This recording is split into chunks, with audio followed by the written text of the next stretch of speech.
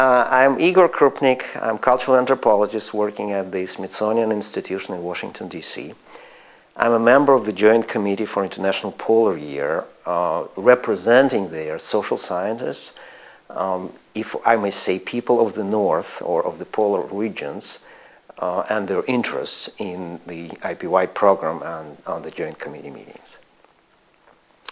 This IPY is very special to us because this is the first time we were invited to be back to IPY.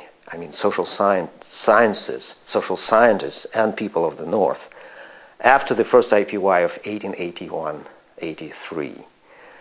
The two in between, International Polar Year 2 and International Geophysical Year, were done completely without people. I mean, they were done by people, but people of the polar regions were not the subjects of those two IPY and IPY2 and IGY.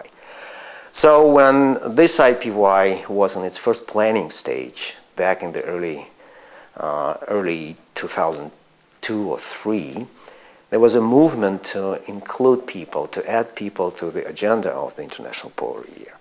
And that's how social scientists have been invited, and so that's how Greta Holsrud and I have been invited to join the Joint Committee as representatives of the social science community.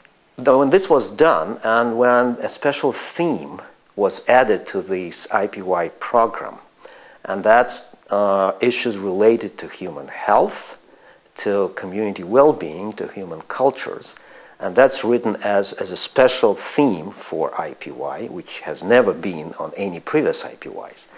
So if we look at this chart, we can easily see that indeed people are very numerous, projects related to people are very numerous.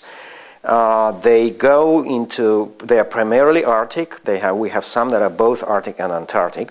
Unfortunately, we don't have any projects related to humans in Antarctica. It's not only because we don't have humans in Antarctica or people in Antarctica, but because we didn't work hard enough to bring our colleagues from the Southern Hemisphere to study communities who live down south in South America, in Chile or Argentina, where we probably could have used some of the methods and strategies we use in the North to study fishing communities, indigenous knowledge, human health, and other related issues. The projects that we have here, and altogether we have probably over 30 funded projects in what is called peoples or human field. We call it social/human science because it includes human health.